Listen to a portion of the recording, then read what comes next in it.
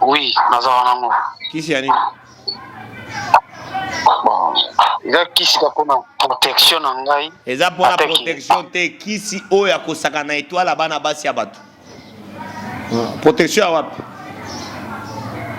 Papa, oui, bien on dit ni qui c'est pour ça na qui si o là la cabane basi ya batu pour sakana ba étoile la bango. Et puis chaque mois si à moninga na yo si coucher na.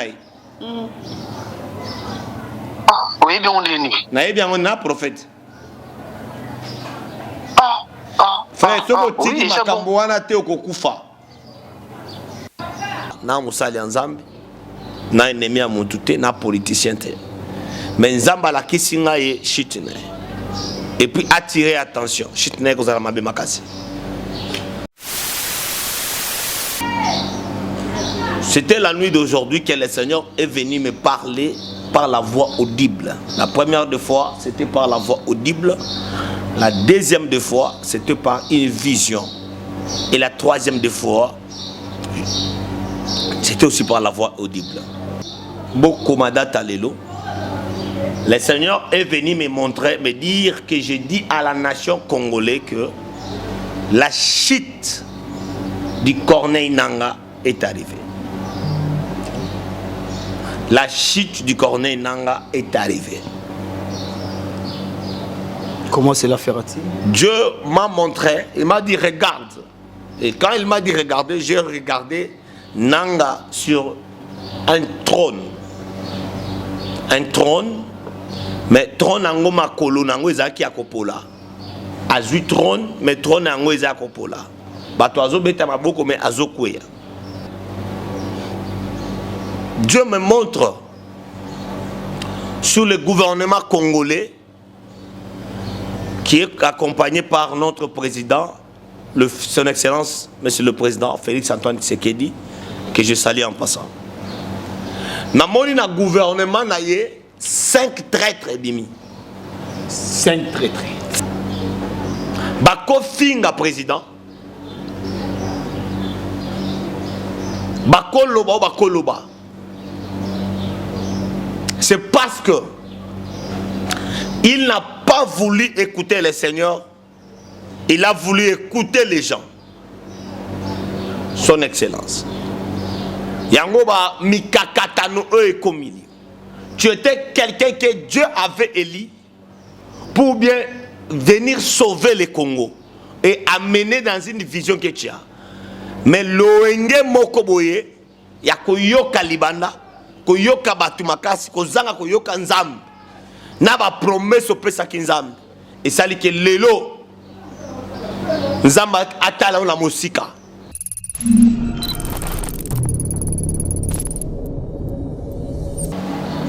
La joie m'est immense de savoir que vous êtes si nombreux devant vos postes téléviseurs, devant vos tablettes, devant vos téléphones. Ça dépend de la manière à laquelle vous avez eu à nous suivre à cet net moment. J'en profite à l'occasion pour vous saluer et bonjour, bonsoir de partout et dans vos différentes aires. J'ai dit comme ça, quelle heure ici à Kinshasa? Il est 11h20 à Kinshasa. Déjà, je vous dis bonjour et pour ceux qui sont en Angleterre. Et déjà, il y a -1, si je ne m'amise pas. Et déjà, pour ceux qui sont au Canada, États-Unis, il y a -6. Et déjà, bonjour Nabino Kaka. Et tika etinzamba lola abatela moko na moko ba onyoso bazana ngambo ya Dubaï, héros déjà 16h, depuis que boulot comme aussi là déjà 17, 18h, plus 6 ou plus 7 comme ça. Zambalo là, pas mon bino, bonsoir Nabino. Et Zalingai Wabino, Nathan Mwamba, moi na ba maman.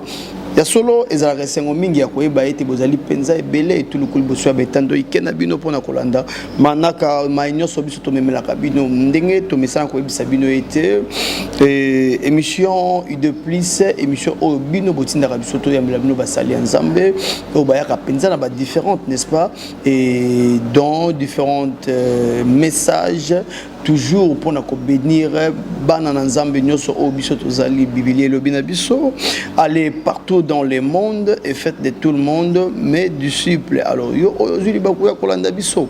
Yeba été Nzambe aponi yo pose la moko ya ba disciple. Alors ngonga na yo ekoki zo dépend de kaka na ndenge yo okozela makambo oyo. Il est écrit encore une fois dans la Bible que celui qui reçoit un serviteur de Dieu à la qualité de serviteur de Dieu, n'est-ce pas qu'il aura la récompense d'un serviteur de Dieu. Et zo dépend de kaka na ndenge yo okozela biso na tango oyo bangonga wana nanu esilate mai oyo nzamba banda ko sala kala na basali na ye nanu esilate. Il peut encore le faire aujourd'hui. Ainsi, sur ce plateau, nous ne sommes pas seuls. Tozali Bongo na Mosali Nzambe, le prophète Sam Wanzambi. Déjà, tu es bien, très bien. Azali Moto Asikate parmi nous. Et nous les connaissons très bien. Nous allons déjà pouvoir faire son entrée. À qui j'ai dit Shalom, l'homme de Dieu. Shalom, shalom, monsieur le journaliste. Bonne santé, papa. Nzambe Azo Sunga. Merci. Kamba bisona losambo pona kobanda manaka lelo. Yahweh nabikamwa totie émission oyo na maboku na yo. Tika ete lola efungoma. Que ta volonté soit faite au nom puissant de Jésus. Amen. Amen, amen, amen. Merci beaucoup l'homme de Dieu. Et encore une fois de plus, et merci pour l'appel. Nabino tambo benga biso boyenga olaksa ete message ezali. Alors rapidement, il y a mon habitude de côté na makambo nyoso mike boni santé na bino. Santé za malam. Nous avons reçu votre appel et c'était vers 5h du matin. Auto j'appelle Nabino, que papa Nathan, Yaka, Natongo, et que vous avez un message pour bénir, n'est-ce pas, le peuple de Dieu et les enfants de Dieu qui nous suivent de partout. Qu'est-ce que Dieu vous a mis à cœur? De toutes les façons, messieurs les journalistes, nous disons encore infiniment à Dieu qui est toujours fidèle à nous, malgré nos faiblesses, malgré tout. Le Seigneur est fidèle et il continue à nous parler sur son peuple, sur son pays, pour la RDC, pour la nation. Que le Seigneur Dieu soit loué. J'ai juste 3 messages que je suis venu avec. C'était la nuit d'aujourd'hui que le Seigneur est venu me parler par la voix audible. La première fois, c'était par la voix audible. La deuxième fois, c'était par une vision. Et la troisième fois, c'était aussi par la voix audible. La première des choses, le Seigneur est venu me parler de dire à la nation congolaise, Bokomada Talelo. Le Seigneur est venu me montrer, me dire que j'ai dit à la nation congolaise que la chute du Corneille Nangaa est arrivée. La chute du Corneille Nangaa est arrivée. Comment cela fera-t-il? Dieu m'a montré, il m'a dit regarde. Et quand il m'a dit regardez, j'ai regardé Nangaa sur un trône. Un trône, mais trône nango makolo nango ezaki akopola. Azui trône, mais trône nango ezaki akopola. Bato azo beta maboko mais azo kweya. Bato azo beta maboko mais azo sanin. Azo kweya. Le Seigneur m'a dit ils veulent s'élever, mais le Seigneur va le faire tomber. Et je vous dis, partout là où il est, azo la nanga, na musali nzambe, na ennemi à moutouté, na politicien. Mais nzamba la kisinga ye chitne. Et puis attirer attention. Chitne kozala mabe makasi. Vas-y papa, continue. Namoni chit. Et puis chitne ye, nazomona disparaître. Azo disparaître. Le Seigneur me dit abonde la makasi. Bisi kaza azongela nzambe. Namoni chita nanga. Deuxième des choses, Dieu me montre sur le gouvernement congolais qui est accompagné par notre président, son Excellence, Monsieur le Président Félix Antoine Tshisekedi, que je salue en passant. namoni na gouvernement na ye 5 traîtres bimi. 5 traîtres. 5. Et Dieu m'a donné même les noms, dont je ne peux pas citer ici. 5 traîtres. 5 traîtres babimi. Na ba 5 traîtres wana. 3 bakimi na exil. 2 bakangi bango. Na kati ya ba 3 moko akufi.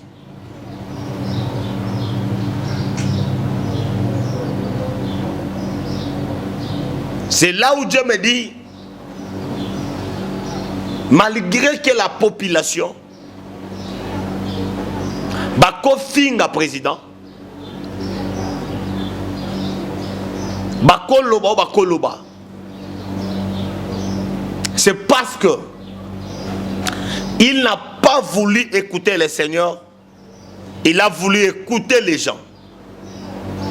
Son Excellence. Yangoba mikakatano ekomili. Tu étais quelqu'un que Dieu avait élu pour bien venir sauver le Congo et amener dans une vision que tu as.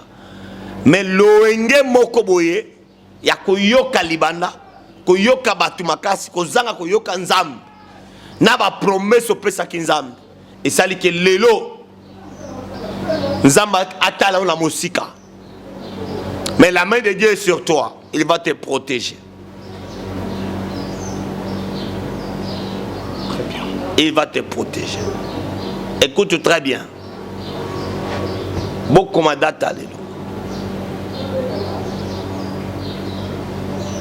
Nzamba pesaka, je te dis très bien ce que le Seigneur m'a dit. A pesaki Félix Bokonzi Mboka Oyo pour un durée indéterminé. Mais par rapport il y a interdit au président la biso asal liboso nzam liboso batute amzam royauté naé et comme la limite moko boy et que ça sous dengue zaki prévu et comme la limite moko boy. Deuxième message, troisième message pardon. Nzamba sola kisanga un généraux connu de la FRDC, je le vois tomber à bout portant. Namona beti massa c'est généraux moko. Nzamba lobi alingi alimu isabatraite na Congo. Alingi alimu isabatraite na Congo.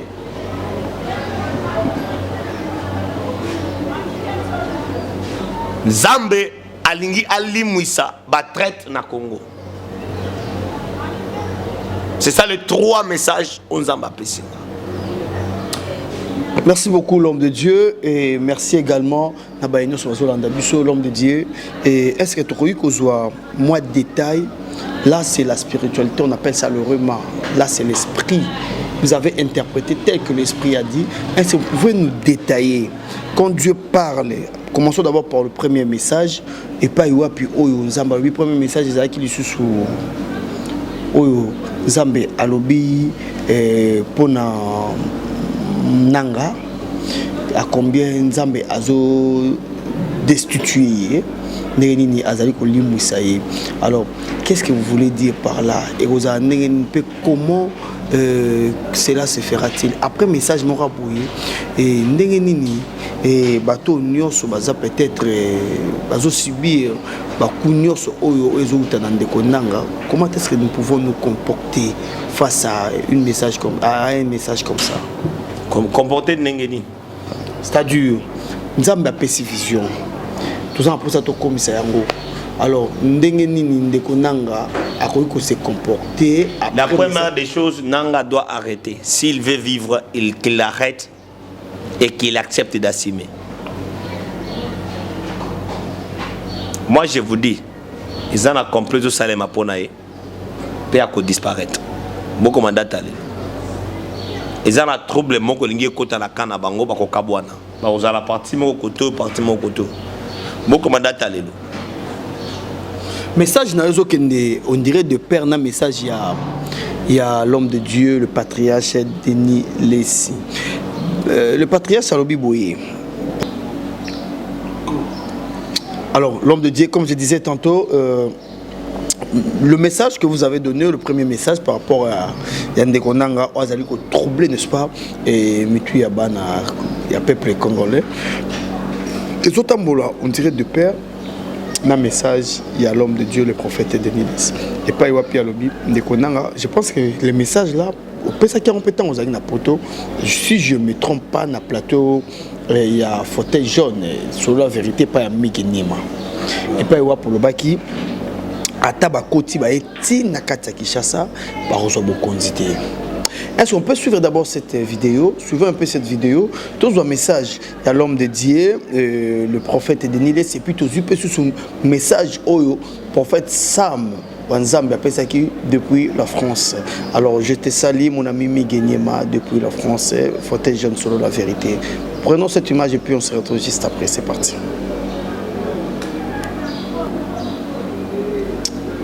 Merci beaucoup, merci à le grand caméraman Jacques Bengakaye, double fort, donc lui, Mouto a tellement collé Kalibende, papa tout le monde a un message au PCI qui depuis France, mais l'homme de Dieu, le prophète Denis Lessi, a bandeli et bimika bongo.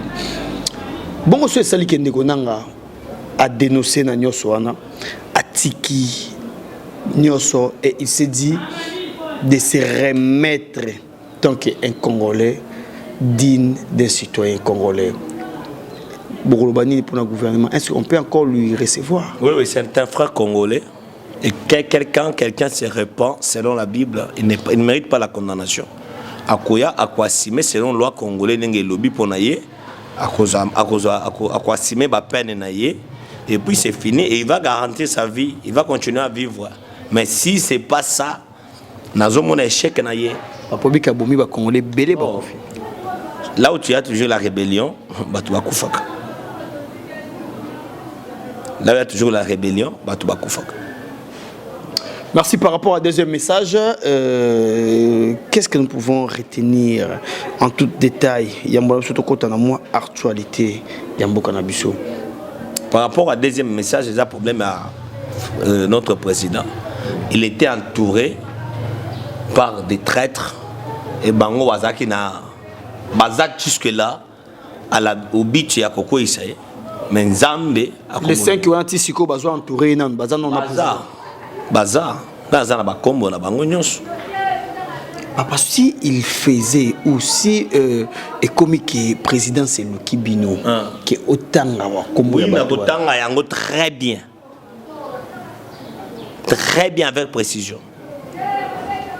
Nana ba kombo wana nzamba pesa kinga omoni boye ba mususu omoni longi oyo eza boye.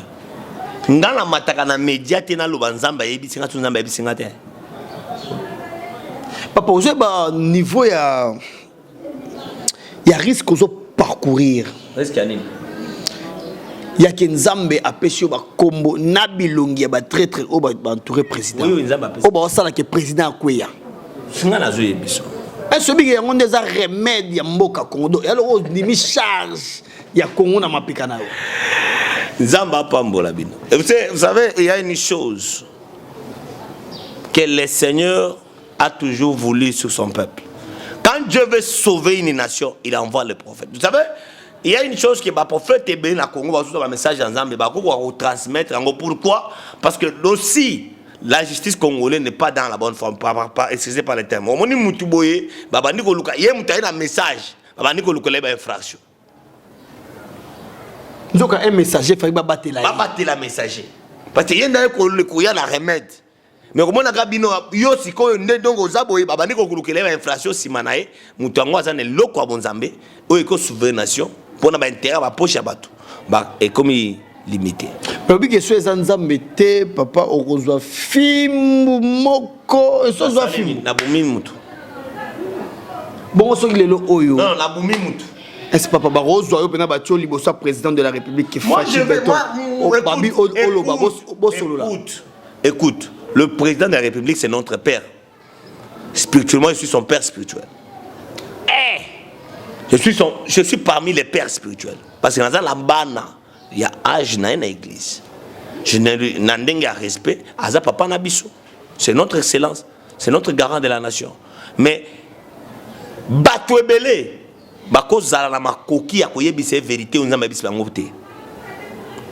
je vous dis, moi j'ai le nom que les seigneurs, personne m'a dit.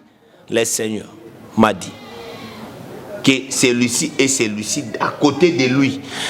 Et même quand je lui dirai ça, sa conscience va parler. Pesabiso ata indice ya moko, ata lettre ya liboso, indice ya moko. Nasi na ebisi bino naza na bakombo. Ata indice ya moko. Lettre moko. Bobana ye wana. Papa. Pardon qu'on force ngate s'il te plaît journaliste. Oye ko force ngate. Na ko pesa message. To sengi. Pesa message, le link ba pesa nga message. Juste to zo moi lumière. Lumière ngo wana nzamba révéler nga ke na sima na ye na entourage na za na 5 traîtres. Pe signe na pesi bino au courant de tozo kende. To koma mois de mete okoyoka. Okoyoka mois de mete bokoyoka comme signe et koma mois de mete. Remboursement à ce gouvernement chez Baluka. Remaniement ko salema na gouvernement. La deuxième des choses na kati ya remaniement na ezana ba mi balé ba kokima moko akokufa bokoyoka moko akufi. 1 l'autorité akokufa. Ça c'est Dieu qui m'a dit. 2 mi balé ba kozala kokangama awa na Kinshasa bokoyoka ngo. Ngai na lobi bo batele image bokomona biloko nazo loba ikokokisama. Parce que je ne le parle pas pour que balukanga, je ne le parle pas pour mutumoko futanga, je le parle parce que le Seigneur m'a dit. Merci beaucoup, l'homme de Dieu. Il a été clair avec ses propos et on devait savoir que les propos tenus n'engagent qui et c'est lui qui le dit. Alors merci, moi je suis un journaliste. Nayoki Kaka, la voix sans voix, nous vous les ramener, n'est-ce pas? Et juste pour traiter et pour voir qu'est-ce que le Seigneur a dit à travers son serviteur. L'homme de Dieu, le prophète Sam Wanzambe. Parce que vous êtes dans la spiritualité, parce que vous êtes déjà un aigle, parce que vous volez déjà, et parce que vous êtes dans le bain prophétique, et ainsi les gens n'arrêtent pas de m'appeler, en fait de leur mettre en contact direct avec vous. L'autre fois, nous avons fait l'émission. Et ça, papa moko abengaki, on attaqué à contact nabino par rapport à un message au pesaki, na souka nango après émission abengai ngai afinginga et disant na epsaki que na tanga kombo na yo et na ba pe que na lobango na émission. Je suis même prêt à rejoindre audio na yo au tindelenga na balancer en pleine émission. Et puis en tout cas, abisinga yarobi ba prophète na bino ba kisi po ba ba via batu ngana benga ngana sakiote ko bengela ngai ngana zakika wana pemeni ya leki na ngai et puis boye le monsieur que vous avez prophétisé hier juste après bazaki leki ba leki PD tout au moins ça kufaka le mois bongo le monsieur qui avait pris le téléphone pour son petit frère. Alobi benginga fingingai. Mais ça tika kindumba na mwasi na ena leki ya mwasi na. Ça tika kindumba ici. Eza likambote. Monsieur, je te mets en garde. Simple. Je te mets en garde. Moi, je suis un journaliste. Yoka. Yaza na bapoto na ekuna. Est lié. Le problème est que les frères altika kindumba. Parce que moi si oyo azobi manae libanda Charlie anasida. Soka la ndie émission nanga oyo lobi akata kinga. Moi si azobi manae libanda wana Charlotte azana sida. Mobala Charlotte akufaki na sida. Abomba kiye. Ezaki diabète te. So atika kindumba kobika sino akokufa. Afinga yo te soka kindumba na akokufa. Merci beaucoup l'homme de Dieu. Biso beto le maté to continuer musala nzambe ba tube bazo le mapé ko benga biso te. Non ba benga lu susu te ba ndi ko finga ba benga la boy ba benga lu susu te. Ngasi ngo na ngai za ba ko benga nga ba finga nga moko. Je pense que le numéro de l'homme de Dieu est là. Mais pourquoi vous passez toujours par nous? Babi peut que bazo benga bino bozo yamba téléphone n'a pas si. Téléphone yango ezolé là. Bato bazo benga yango bapel manqué. Bato bazo benga bazana pose bazonga. Mais là ça na émission. Na kate émission na yamba la bango. Ba faut bazela na silisa émission na kota na bio na osoala bango, c'est un peu ça. Merci beaucoup. Je pense que bon message peut déjà faux journaliste à benga pour bâtir contact na papa. Bien mon peu bozo linga na minute oyo émission idée plus c'est comme moi émission ba vendre belé na ndaku bazela papa benga ba couple beaucoup plus et papa abeta ba vérité pour les. Alors, on est là, nous allons prendre quelques-uns en tout cas la moi bref les lots. La penza moi bref, nous allons prendre quelques-uns qui bozaki et belé mais torozo bino sur télévision za penza ngonga télévision et za penza ngonga. Prenons cette premier appel. Tozo appel à Liboso. Na permission bien sûr il y a papa. Ouais. Merci beaucoup. Tozo appel à Liboso. Azala a assimé biloko goya. Assimé biloko goya. Il y a ma beye italien, il y a malamu italien. En tout cas, quand vous nous appelez, ça c'est le Saint-Esprit. Saint-Esprit quand on nous roté. Ba vie na bino biso to bien roté, to za resika moroté, to vanda mboka moroté malgré to vanda mboka moroto yebanité. Alors quand le Saint-Esprit parle, ce n'est pas à nous de guider le Saint-Esprit. To tika Saint-Esprit aloba ndenge azali ko loba. Faut aussi porter kaka. Malgré ma finga musala nyoso ezara toujours na ba inconvénient. To mesa na ma finga déjà et alors non senga na bino tant bobenga biso que to kutanisa bino ba sala nzambe biso to za baninga ba sala nzambe te. Alors on n'a pas de relations auto-entreteneurs en dehors, il y a micro, caméra, na liboso na bino. Donc en dehors d'être invités na biso, ce sont des serviteurs de Dieu. Alors nous les respectons comme ça, dans leur qualité de serviteurs de Dieu. Tant que bengi biso que tout ça en contact en pleine mission et ce que zapona comme mekabasa la nzambe et zotalaka bino na nzambe na bino. Mais moi je vais faire mon travail. C'est quoi mon travail? C'est de vous mettre en contact, de vous présenter le don que Dieu a mis à ce serviteur. Merci beaucoup. Nous allons prendre le premier intervenant, bien sûr par l'autorisation de l'homme de Dieu. Donc le premier intervenant. Tokozoa, premier intervenant. Allô, bonjour papa. Bonne santé. Oui, santé bien moi. Bon, non, ce n'est pas le pasteur Zali Bongo, les journalistes. Nathan Mwamba. Donc, on a des lobby na numéro nanga privé pour n'en appeler ça. Oui, pour n'en l'homme de Dieu, le prophète Samuel Wanzambi. Ouais, merci beaucoup, papa. Rapidement, comment on a ni peu aux alambokanini pour na bateau bazolanda biso baeba. Ouais, merci beaucoup. Monsieur Gilbert en France. Monsieur Gilbert en France. Merci beaucoup, papa Gilbert. Moussa Nzambe yo koyiko solanae. Allô, papa Gilbert, bonjour. Bonjour, papa. Zamba Pambola. Amen, papa. Tango zoloba amen nazo mona eloko moko nazo mona ozana goatra na kingo. Isa bongo papa, isa bongo. Isa déranger makasi. Goatra wana esali 5 ans. En tout cas, isa bongo. Ça fait 5 ans. Tango nazo continuer nazo yoka nzamba zo ebisangai obala 3 femmes. Oui papa, isa bongo. Femme a dit que comme on est Marie Kapinga Jeanne. Isa bongo. Marie Kapinga Jeanne aussi. Comme on a eu Matere Bosata. Comme on a eu Cécile. Oui papa, isa bongo. Moi c'est comme on a eu Esther. Isa bongo. Marie Kapinga Bakabwana nae. Akenda. Cécile Akufa. Oui papa, isa bongo Akufa. Esther pe auti kokufa. Papa, yango on habite vina ngai ozana ba cameraman to ba camera otala ndaku o to ba tasivela nga papa nyuso zo loba yango anzambe na ngai papa musala nzambe boyina na mona te papa na ngai eloko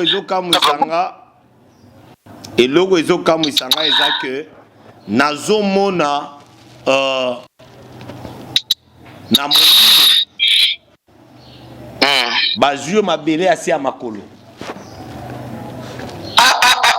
basali yango kibondoki yoka basali yango kindoki na kindoki wana babwaki yango na kombo na yo Gilbert Kakuji Mwamba mama nanga nzambe nanga qu'est-ce que papa Kakuji Mwamba nde kombo na yo propre kombo na yo Kakuji Mwamba yango wana papa nanga na 1952 justement eza bongo hein garçon na 84 asika auti kokufa mwana liboso ya 84 akufa bambunini wana zo pesa nga supasi akufa na moko na yo bosala ki accident aïe aïe aïe aïe aïe 24 mai 1998 donc tout justement eza bongo iloko nyonso ezokomela yo eza na ndeko na yo ya mwasi komona ye Christine Kakuji. Oui, c'est ma petite sœur. Bozana na ndako moko lelo. Avant na pas na bingisa ya zana ngai. Ibana ekufa. Oui. Mais Justine wana ndo ki avina yo. Ah! Mon Dieu. Kaka muto na zosunga. Justine wana ndo anyokoli vina yo tinengo za na poto wana ata eloko moko te na Congo za nango te. Mama nangai nzambe nangai, qu'est-ce que je dois faire nzambe nangai? Mokilo nyiro la moke.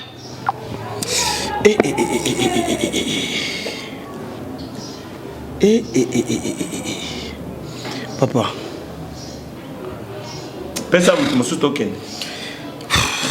C'est manque le mot franchement. Prenons la deuxième personne. En tout cas, tu recommandes sous-té. Non, pensa musu token to gagner tapa. Tu recommandes sous-té. Prenons cette deuxième personne. Prenons.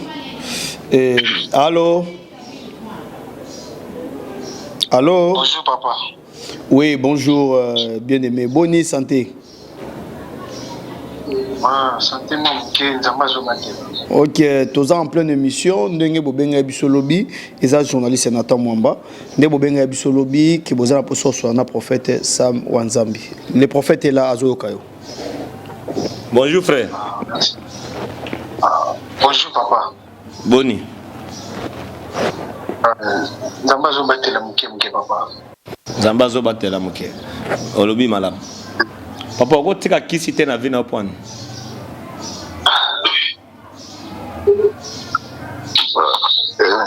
Na otika na va posna tika mbo eza wana eza ndenge.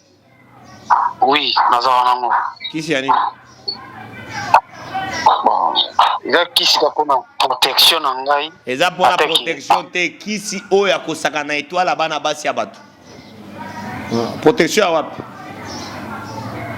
Papa oyebi onde ni kiza pona saka na kisi olala kabana basi ya batu po saka na ba étoile na bango. Et puis ndenge oza wana chaque mois si ya moninga na yo si okoucher na ye. Oyebi onde ni? Na yebi yango na prophète. Frère, soko tiki makambo wana te okokufa.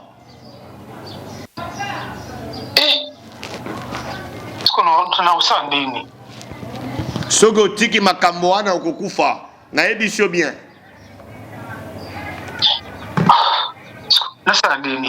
Lukanga après mission na sunga na délivrance. Na luko wapi? Benga nga na appel après mission na sunga na délivrance. OK, amen papa. Aïe aïe aïe. Deuxième appel. Nous allons prendre le troisième appel et puis nous allons nous limiter par là. Trop aussi ça. L'autre commenté. Aujourd'hui, nous allons travailler sous cet vent trop impétueuse et nous allons travailler sous cette grâce. Et prenons l'invité là. J'ai dit allô? Allô, papa. Ah, ma soeur Bonnie. Bien, papa. Oui, maman binom bobenga bisolobi au déranger nga mingi ozaki na poso so na prophète Sam Wanzambi na bisaki OK na ozana émission lelo et naye o permetta ki ete na ko eta yo pe o lakaki nga nazo ba na miso bato pe na miso ya prophète ke bozana mobali na yo wana pona bosola na papa ezali yo. Oui papa ezangai. Merci papa yo azoyoka yo. Bonjour maman, comment on a bengeli nga wapi? Papa na benyo en Espagne kombo nanga mama Ike. Maman Ike. Oui papa. Maman Igete. Oui. Mobile na zap. Mobile nanga za pembeni nanga papa. Nazomona boza na discussion makasi na ndako na bino. Eza bongo papa. Ozana zemi ya 4 mois. Eza boy. Mais mobile wana zo ibisa ka zemi wana eza ya yete. Eza bongo papa. Eza nga mobile na. Azo. Oui, allô Moussa Nzambe. Ah papa bonjour, comment on a? Frère Gabi. Frère Gabi ozobo ya zemi wana keza ya yote. Papa na boize miteme nazana ba doute parce que matata oyo sel déjà 6 mois yango. Eko se retrouver moi ça comme na zemi ngane to saka susu mbetu morote. Vraiment eza nazab na étonné emotionné. Nazo ndi mateza ngaite. Yo o reconnaître zemi wana te. Nazo ndi yango te parce que ngane to stoka bwana na bambetu. Bona zemi ngo uteli ndenge nini. Joseph Basentel sou Maria na ndenge ya molimo bendenge.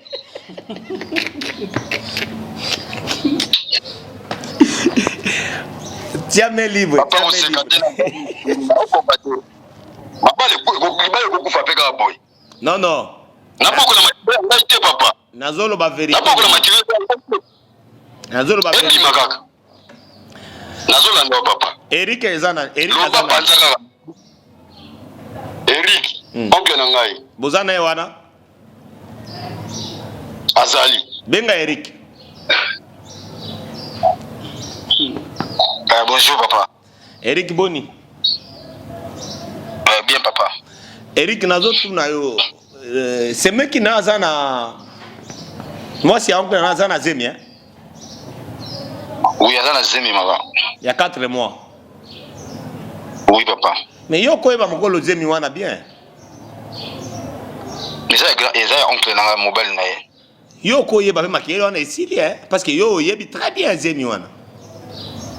Eza ya oncle na ngai mobile na ye to saka nenda kumoko. Eza ya mobile na ye papa. Mais oncle na boy ayebi ke baza 6 mois bazalaka mbeto moko te mais yo ko forcer neni. Boyi mtobala ite papa. Ça yo côté là des autres na foyer na ngai. Ça zembi na ote papa ngami. Voyo kananu. Maman Iget. Oui papa. Solo ba vérité pas mobile na yo makambo esila. Papa vérité ni na koloba papa bino bozala bo panza mabala. Solo ba vérité te yoka ezali kama kopanza mabala te. Yoka mama ezali kama kopanza mabala te. Soko lobi vérité te okufa na zemi wana. Somo makila ndenge bandi kotanga yo. Somo ndenge bandi ko senye yoka la zo yebisa yo basaka nanga te. Somo ndenge bandi ko senye. Papa likapona kufa na ngai kaka. Okufa na yo. Oui, nayebi kese meza ya mobali papa. Mais okufa na yo ndimi ko kufa pona ko ba vérité oza mwasi mabe makasi.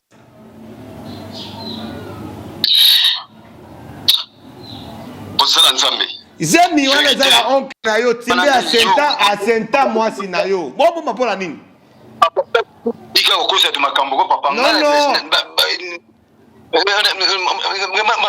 Baloma kumi kumande loba ngasi mama esa solo mbono. Oh bino ngase makosa tu makambo minene boy. Solo. Bola nanga. Mama oboyi. Ah papa, ngala makambo wana est-ce que oza cicatrice opération ya libumu na yo te? Ezali papa. Na cuisse na yo ya droite oza na fleur te moko ba tatouage ya fleur te. Oyebe mondeni non papa. Yoka na libumu ya Eric eza na esika batu ba mbeli na Congo te. Eza bongo. Siko bozo ya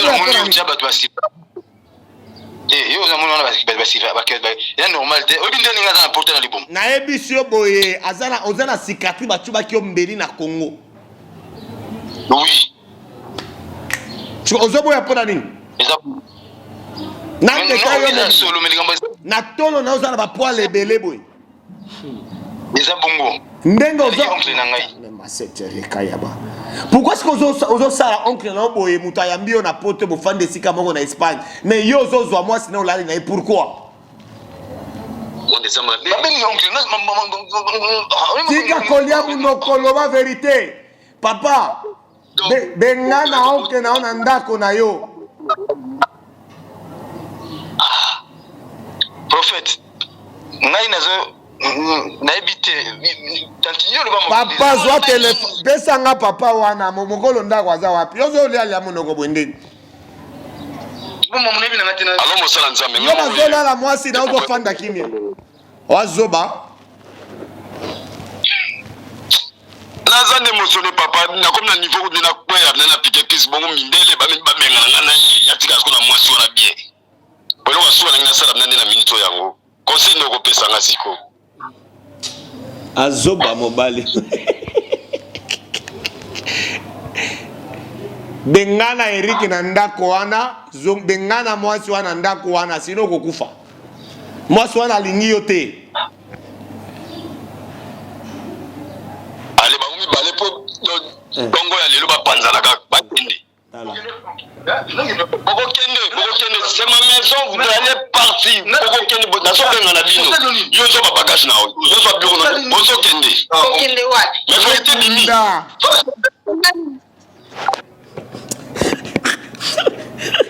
tozala baboni oyoki bibali osi baza bazoba pardon nani telaka nde mobali aza en tout cas on se limite là Daddy.